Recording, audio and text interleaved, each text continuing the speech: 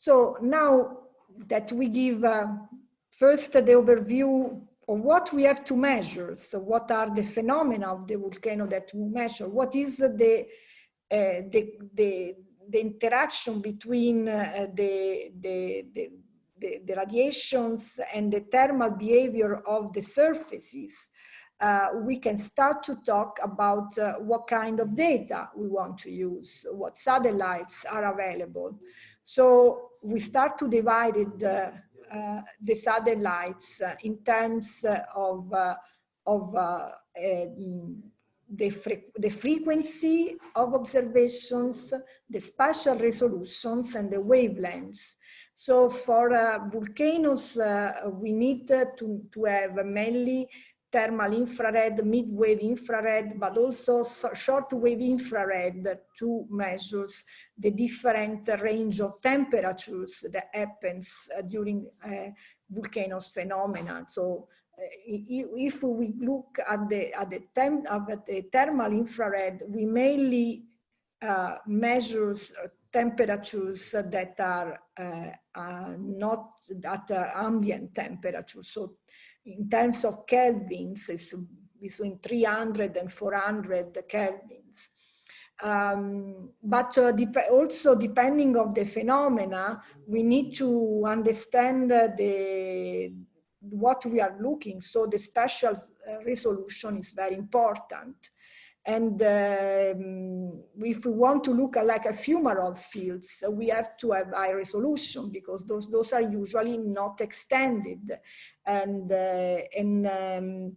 also if we look at very, say, detailed structures of lava flows, we need high spatial resolution. Cannot be done with the resolution, low resolution. But on the other end, there is the problem of time frequency. And time frequency is important if we have to follow a rapid phenomena like an explosions or volcano explosions or also a rapid lava flow. So what are the range of temperatures that we are looking? So thermal anomalies, as I was saying, could go from this range of temperatures, depends also on the latitude, because mainly probably in high latitude volcanoes, you have lower temperatures for the anomalies. An area not very large areas, but the anomalies can be persistent. So in this case, you maybe not need a very high frequency revisit satellite. When we talk about lava flows, they have different temperature depending how fast they are cooling. So we can have very high temperature in the very, the core, so the very melting part, and then if a crust is made up, you can go lower to even ambient temperature, but can be about 500, 700 Kelvin in temperatures. And in this case, the area is bigger and the duration, it can be more than 1 day, but can be not too long. Pyroclastic deposits can be very fast in deposition, very hot, but the problem it can be for very big eruption. They can also have a long duration. So start to look at those phenomena. You can see that we start to divide from geostationary to polar, and you see different resolutions. And those means that if you want to work in the pre-eruptive or knowledge and prevention area, you have to use probably polar between these surface, the spatial resolutions, or even airborne instruments. So all this has to be taken into account when you look at the integration of satellite data with a monitoring system for a volcano observatory.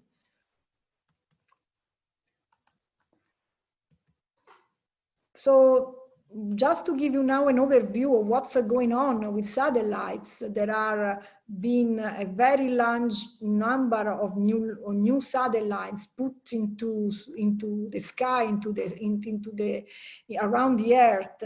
I go very far in the past, but we have a very big increase in the last decades. And we have both optical and radar. You see how much is going up. The commercial also, but nowadays in industries and agencies works together, and those are going a lot. The number is increasing. That means that also for us, we have to understand a lot what are available, and let's not sometimes make confusions, because you have to know where to find the data, if they are proper, the characteristics and so on. So I just give you some information on the main systems of satellites. And of course, Copernicus in Europe is one of very organized system with satellites, and has main satellites that goes from Sentinel-1 to Sentinel-5, and also other collaborative missions and many ground segments. So it's a very complex, but the data are available, no cost. That's a very big achievement for the scientific community, but also for the operational activities. So those are, say, I give you an overview of what is around as missions that are foreseen, and there are, of course, in interaction with other contributing missions for the Sentinels.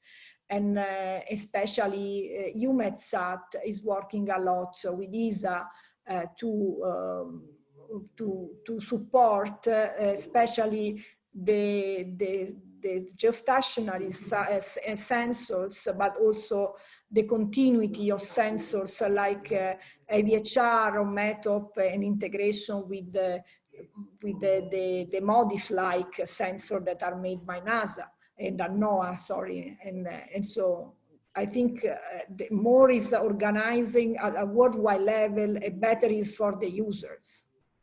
So going back to the instruments that has mainly thermal channels, you see that those are concepts, not real satellites. So lots of efforts was made in the past, say, 15 years to design new systems.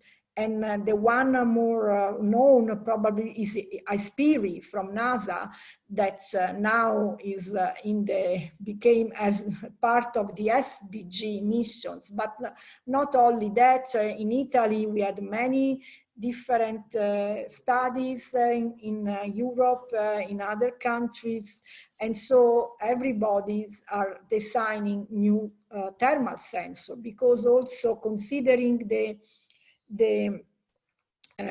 climate change, the temperature rising around the world, the use of temperatures of thermal satellites, it's very desired.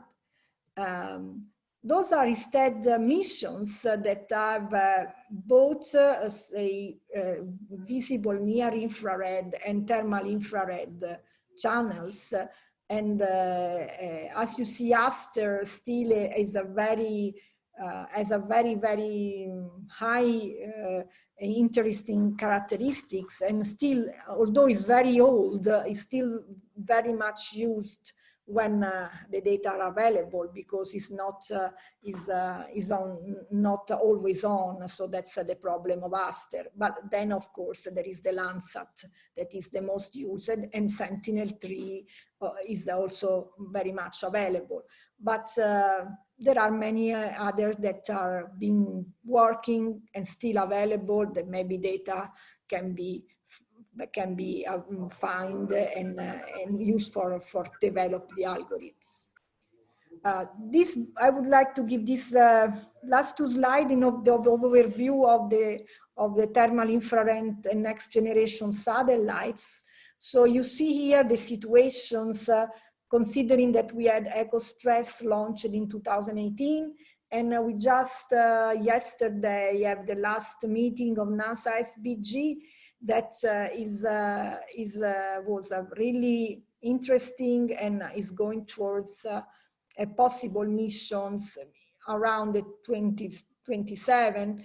And at the same time, maybe there will be the ESA LSTM mission that is a thermal mission with a system with 2, 3, or 5 channels in the thermal infrared.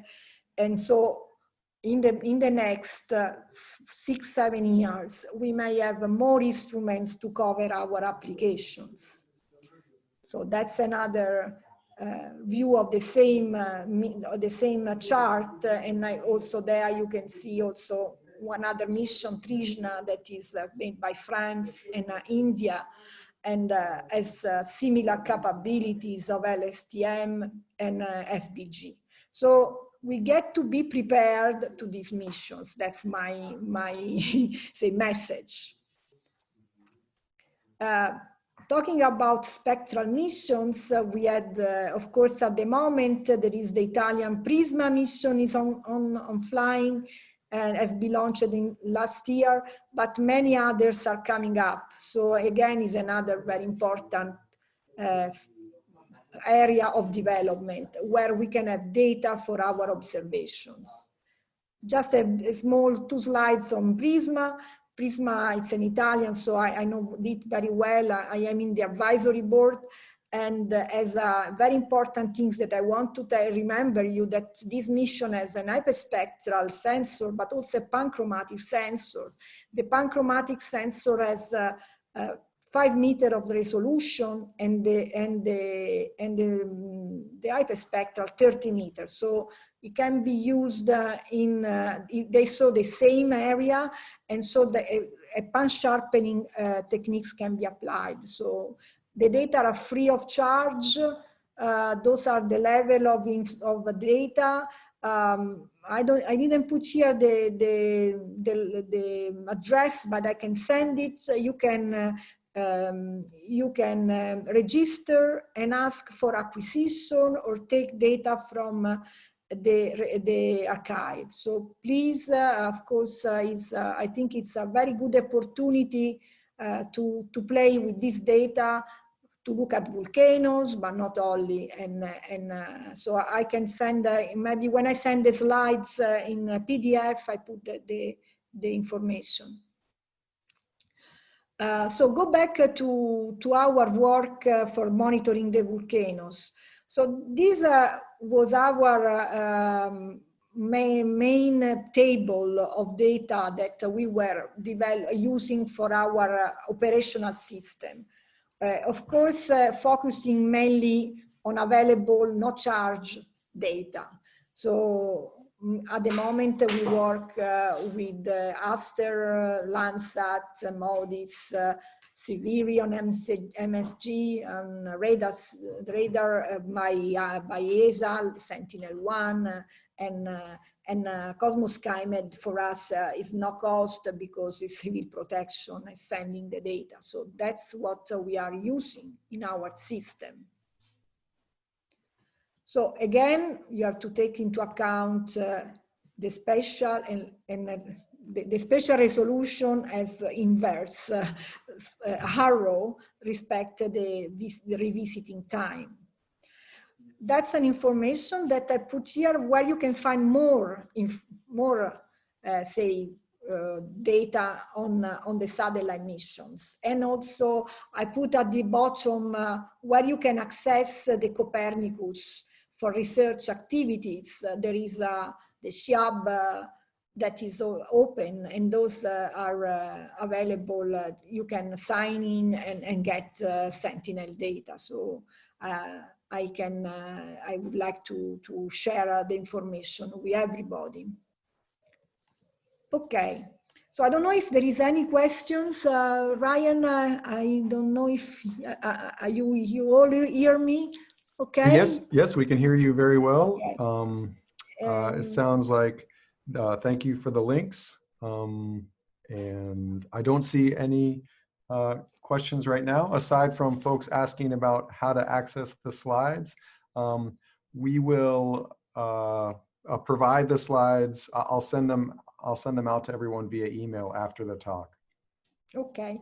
But are Yes, I there? will surely send the PDF of the presentation, maybe using some WeTransfer. It's a big, of course, it's many slides, so it would be pretty heavy. I cannot make it by mail, but we can find a way. Great. So There was a now, question about yes. that's coming in. There's a question: is Prisma just looking in Italy, or is it global coverage? It's a global coverage. I'm sorry, I didn't put too many slides because there were many. Prisma is a worldwide coverage and has a repetition time nominal of 28 days, but he has a rolling angle. So if you use the angle, you may review the same area in between, I think, about 7 days. Of course, you don't have nadir looking. So please ask for the data. They are available. Already there is many images around the world, but you can also make your own, say, requests. So yes, it's worldwide.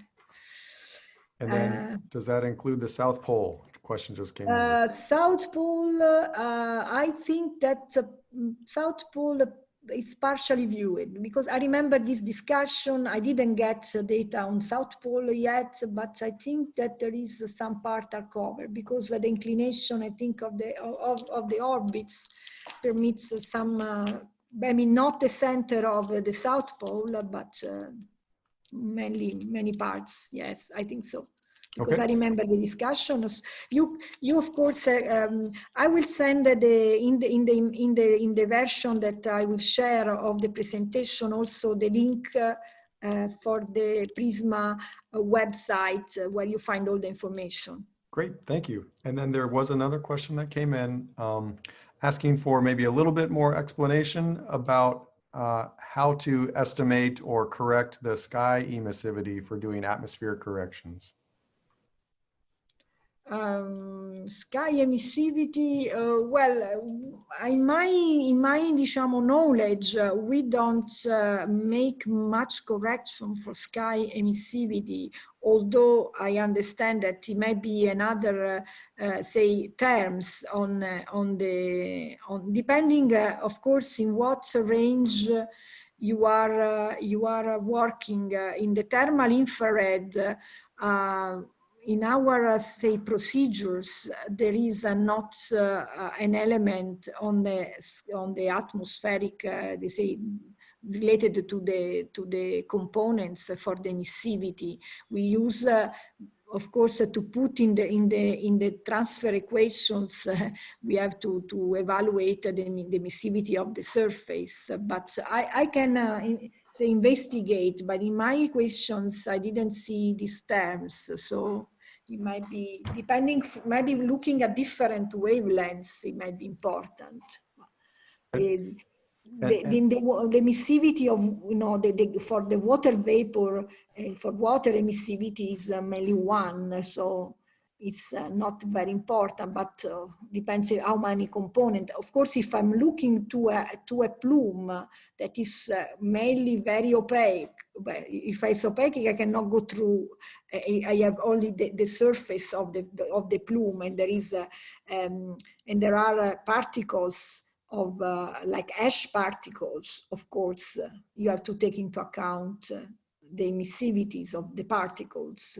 That's for sure in the retrieval. But in the normal atmospheric corrections, the problems are more the gas absorptions, which are to be modeled. But I may inquire. I'm not really aware of the emissivity of gases on the equations, but they may be inside the MOTRAN, the radiative transfer model. Okay. There was a question asking about for users, and maybe you had a few slides ago, it showed the different levels of processing and products that are available from level 1 down to level 2D or such. And there's just a question asking about for users, depending on their analysis, what level of data should they be using? Okay, depending, of course, of what in many of these missions, like Aster mission or MODIS missions, there are already products. So if you don't have the procedures or the algorithms to go from the usual the level is, I would say, a level 1B, that is the radiance of the sensors calibrated and usually geo-corrected.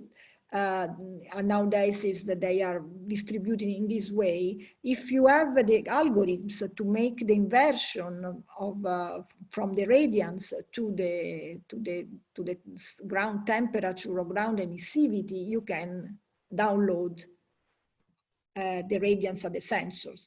But Aster and MODIS and in the case for let's say for temperature emissivity, they have products for temperatures.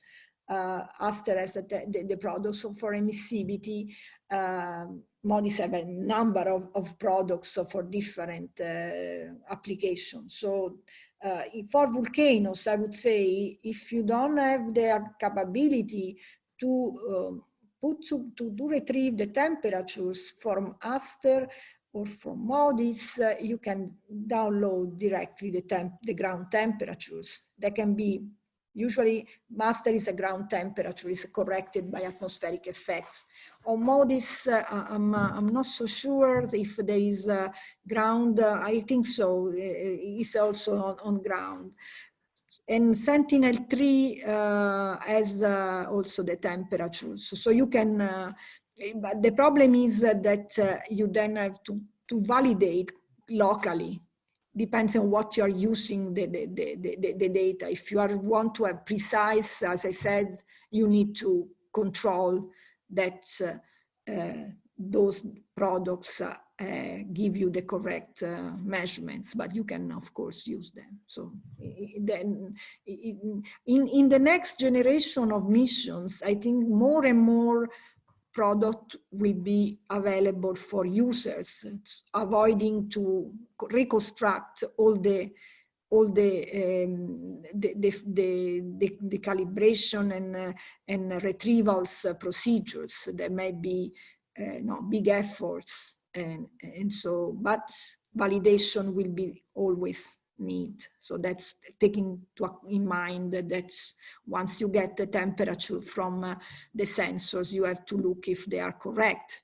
Otherwise, you make maybe time series that are not really, say, valuable for your analysis because they have errors inside. So you have to control, especially for high resolution, high spatial resolution data. It's less maybe have a little bit less importance for low resolution, low spatial resolution, because there you have lots of data, and then you can adjust with the very, very high number of observations. Okay, and then there's just a question asking to clarify about the bands available in Sentinel-2 satellites. So there's a question, do they include thermal infrared TIR sensors for Sentinel-2, or is it just shortwave infrared? No, Sentinel-2, let's go back, maybe there is, I don't remember if I have a Sentinel-2 here. So no, it's there. No, there is not the, okay. Sentinel-2 is only visible near infrared, and so you cannot have thermal at the moment. The one that has the thermal is Sentinel-3, but the resolution, while Sentinel-2 goes from say 20 meters to 30 meters, Sentinel-3 is temperature as 1,000 meters, 1 kilometers, and then they are for the thermal infrared.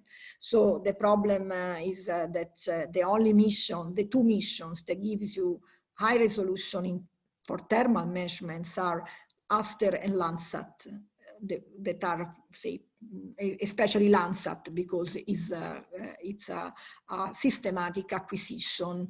And actually, I would say, and I say in a few, I think in a few slides, that Landsat, since we had a very nice cooperation with the USGS, allowed the acquisition of Landsat over many volcanoes, also during the nighttime orbits. That is very important because temperature is more stable and we can see the details of, say, small variations, while the daytime, you have to take into account that there is some reflectance or some emissions due to the heating of the surface, and not because the volcano is increasing the temperature from inside, I would say.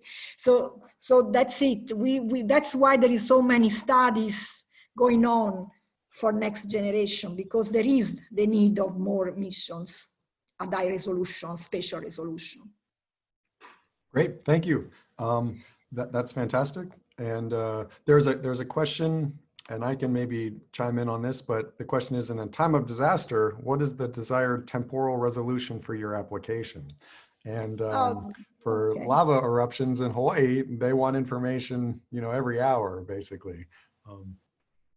Yeah, so that's just what I was going to present in these slides. What you see here, it's our, say, way of constructing our monitoring system for our volcanoes. So the problem is that we have to work with what is available. So we have the monitoring at a very high temporal frequency. You have the only measurements that you are available are mainly the geostationary that are few minutes, and then MODIS like Sentinel-3, MODIS, MPP that are 1 kilometer, but they mainly measure things once in a day. So for an eruption may be not enough.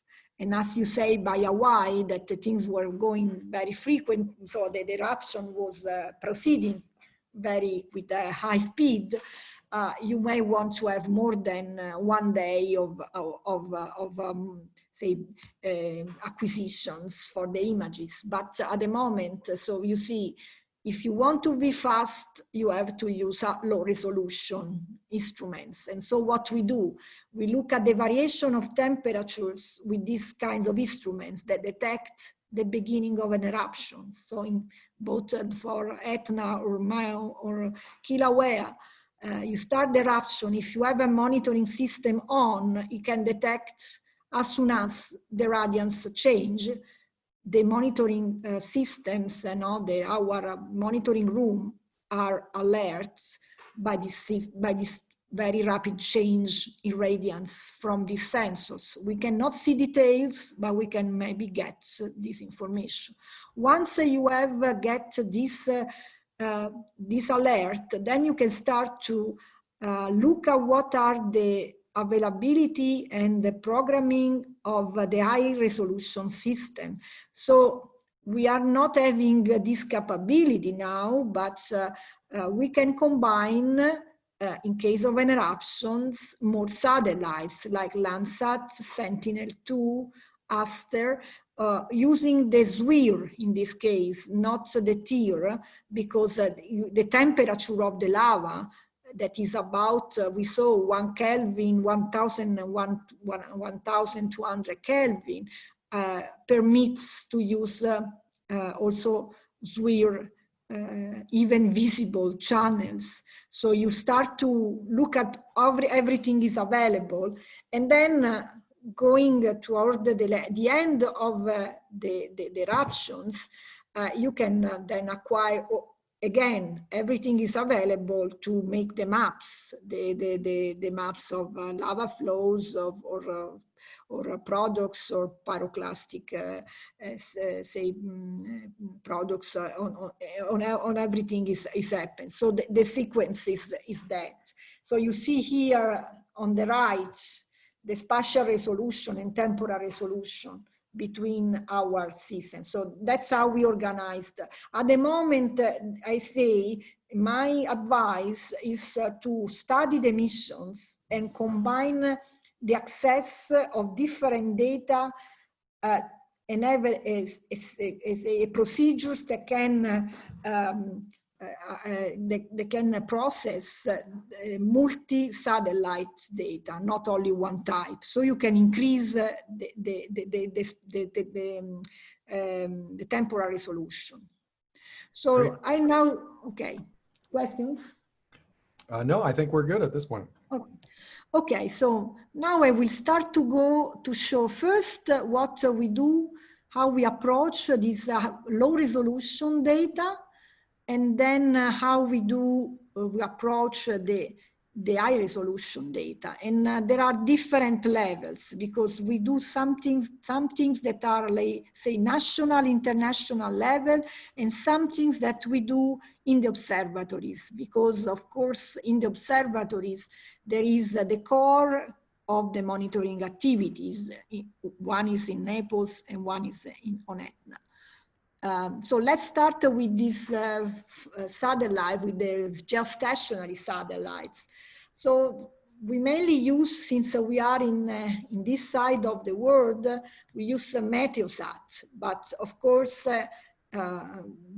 if the system could be, say, it could work for any part of the world using other geostationary satellites. We also have with the acquisition antennas for polar, and that's for real-time analysis.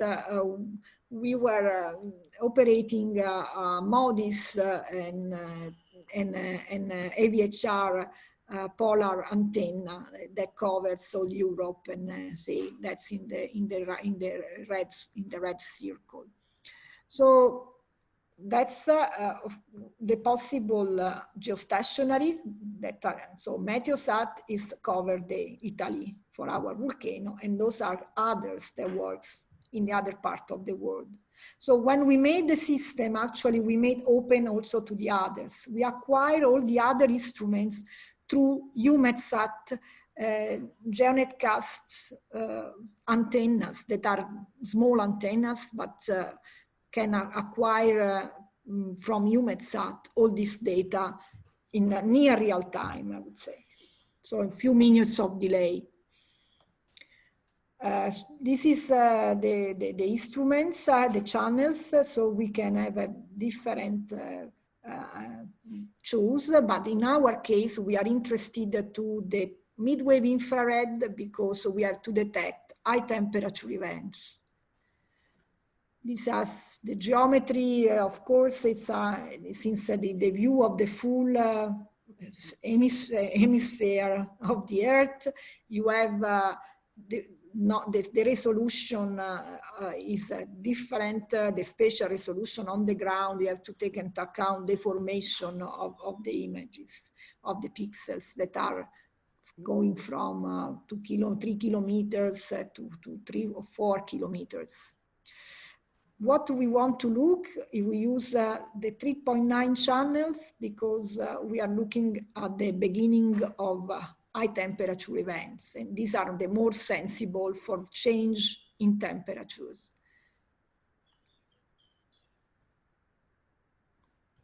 So as I say, we use the temperature responsivity, we use the Planck functions, and that's we use to understand the response on 3.9 microns. And the different temperature responsivity of these channels have, of course, different I would say in these slides, you see temperatures more related to the thermal infrared. We are, when they start to heat up the ground, then the 3.9 micron is very sensible and then is able to detect temperature much higher than 3,300 Kelvin. So that's the responsivity in any case, the channel.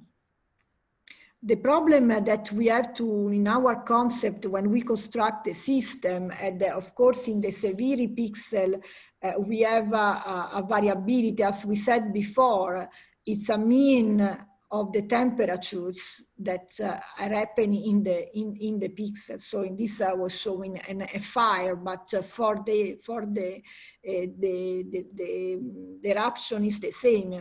One part of the subpixel is interested by high temperatures, and it is important to, of course, the influence of these subpixel structures will make an effect on the general pixel of Severi of 2 kilometers, 3 kilometers, and so we will have to be able to detect these temperatures. So we had, just to say that we started this work in 2010 when we had this system put on by Kongsberg antenna that was having both the UMEDcast and that was able to acquire in real time the MSG Severi data. So we used the 4 channels, the number 4, the 3.9. And so we had very, very stable acquisition since 2010. And that means the growing of time series that are needed to also to detect variation using the knowledge of the temperature of the background, the variation respect from the background to the area where the change is happening, like the starting of an eruption from summit crater in the case of Etna. So this is how is the sketch of this activity, of this system. And so we use to look only at the radiance. In this case, we don't make any measurements. So we don't need to measure the temperature. We look at the variation of the radiance respects a background. And that's is feasible if you have high frequency measurements. So we had to, of course, to take into account the solar elevation toward the seasons. So all these informations has to be analyzing in the frame of a very long time series of data that gives you the statistical variation of the behavior of the surface in terms of radiation that you measure by the sensors.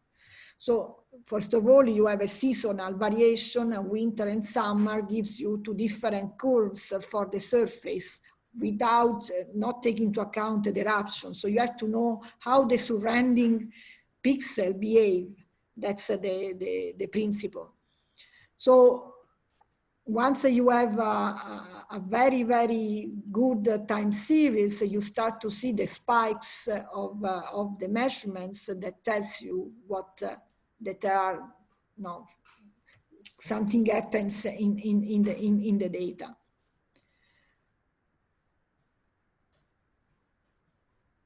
The problem that you have to face is that you may, since it's an optical sensor, you may have cloud over the land. So this will cover the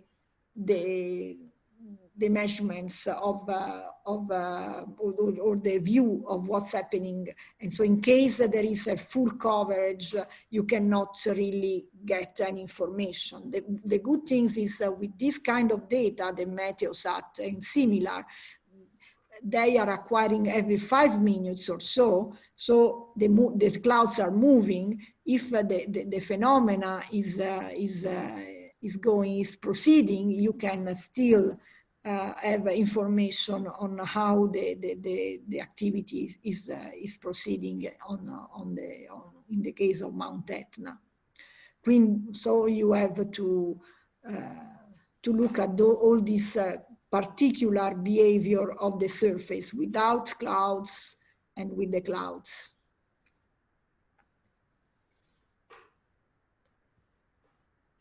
So we start to understand how the shapes and the behavior of the surface change if there is an eruption or there is not an eruption. So our system learn on that. And of course, I think nowadays with all the new techniques of machine learning and so on, these kinds of tools can be made more and more effective. So at the moment, we have still good say results without using too difficult. Our system is not that complicated.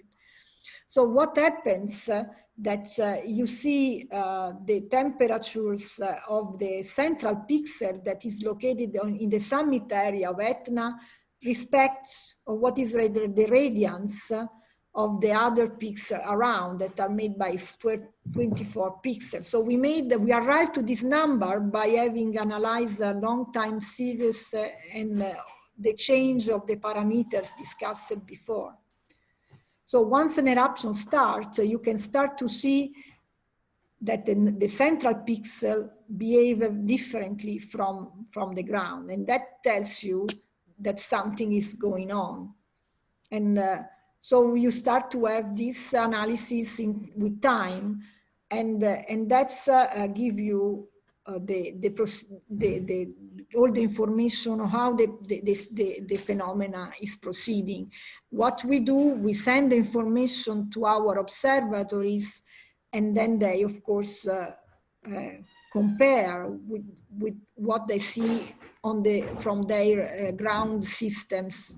And sometimes the satellite pictures are more, say, detect in more quickly than the ground system, because not always the eruptions have earthquake tremor, and so it's important to have also this information. So here you see other examples of eruptions. You see after certain time, it start to what is important here. You see to first there is no any phenomena. Then suddenly we start to have the eruption. So you can see very precisely when you start to have variations of the radiance of the surface. And so here you start to have the eruption is full started. But in this area, as here, you may have not ground systems already detected the eruption. So it's important to combine this information. So you see a different, say, how you go on with the time, and of course you have you can have some clouds, and then as here you can start to see not a clear view of the radiance, but still the difference between the mean value, the surrounding pixel, and the pixel in the summit area is very, very visible. So that's we have, of course, ourselves, we make question to ourselves, because we have to understand better when you depict the variations of Etna. That means that something is starting. So the problem are the clouds, and so we have these are our strict interaction with our colleagues that has camera observations and other instruments. But we have to try to use this system also for volcanoes that do not have what Etna or Vesuvio has in place. If you don't have many instruments, this kind of approach, of course, can give a lot of information to the local observatory. When we have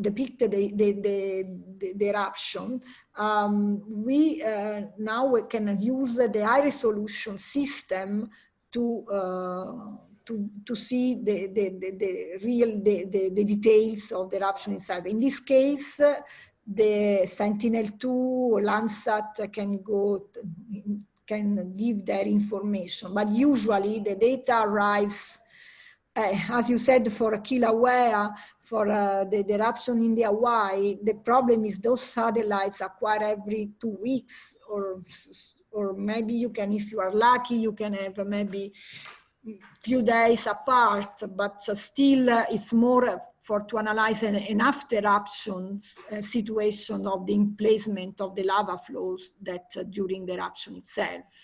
So here you see how, in this case, was an eruption in 2017, and so we can follow with these instruments pretty well.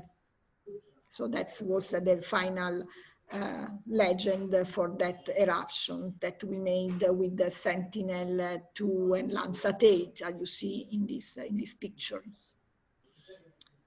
So,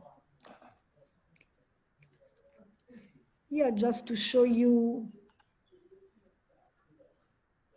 what is also the clouds. And we are lucky because we are not in a tropical area, but as you see, you can have many clouds arriving that prevent the observation on the ongoing of the ongoing eruption itself. So bad weather is of course a problem, and also the presence of very dense plume can say interact with this kind of observation. But still, the information are very valuable. Finally, I would like to show that we use this kind of approach in different, say we use in project, but also relations, because we can implement by web these observations on any volcanoes that is required by a collaboration. So we made an analysis in Greece or in Iceland or so on, and Canary Islands.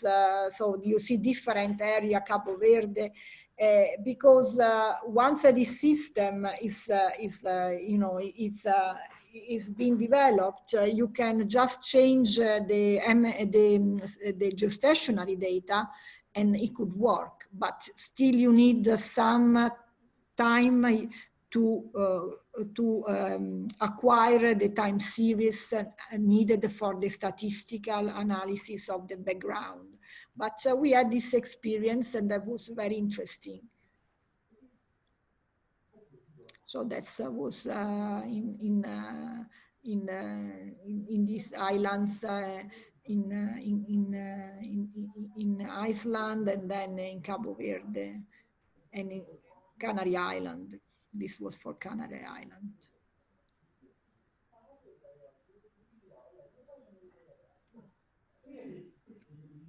That was a submarine eruption that, so they were asking us to look at the surface of the sea to see if we were seeing difference in irradiance of the surface. There's a question. Yes.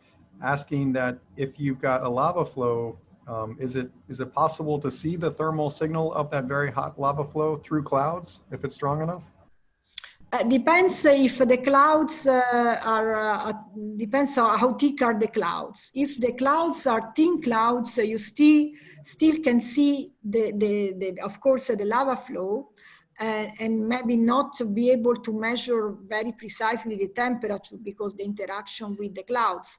But if the clouds are very thick, or there are very thick also eruption plume, you may not see, because this is completely absorb the radiation. So it's depending of the kind of clouds, not all. In the most problems are in the tropical areas. Okay, thank you. And just an observation, having that sort of 5-minute repeat time series data, that's fantastic. That's amazing. We didn't. Yeah, the MSG, but also others like GOSAT and the Japanese one has a very high, the frequency now for all these geostationary is about 5-10 minutes. So I think they are very valuable, and so they can be used. I think many good techniques can be developed on them. So that's our experience, but I think that can be used in a very good way to monitor the starting of the volcanic activity.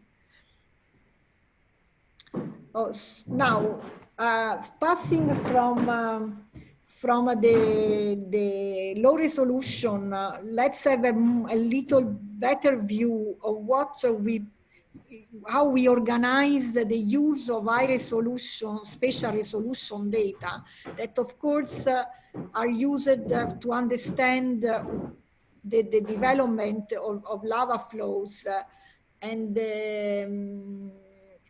how they are in place after the eruption or during the eruption if it's long enough, of course. In this case, as I said at the beginning, we have to take into account the ground truth validation, because that has to be considered very much. So in this case, we use mainly Aster, Landsat 8, Sentinel-2, and part Sentinel-3, because it's still a 1 kilometer, but we thought that the best is to have a co-registration module, and in this case, we can take advantage of all the observations of these sensors that have thermal bands in the between 8 and 12 microns. Of course, we look at the atmospheric, at the ground temperature, so we have to apply atmospheric correction. We need to have a DTM, because in the modeling of the atmospheric removal, you need to know very well the surface elevation. So all this information has to be taken into account. Fabrizia? Yes. There was just a request. Will there be a short break, or? Oh yes, I was sorry because we had many interruptions. I thought to have at the end, but we can make, if you like, we can make now, because we are now starting a very different discussion on the approach for high resolution. So maybe we can have 5 or 10 minutes of break. Great. Yeah, let's take maybe a 10-minute break. And so at 10 minutes after the hour, or maybe that's a 12-minute break, but yeah, around 10 minutes after the hour, we'll resume. Does that sound okay? Okay, perfect. All right, thank you so much. Okay, Thank so you. everybody, yeah, get up, walk around, whatever you need, and we'll be back in about 10 minutes. Okay. I make a stop share here because I want to look at the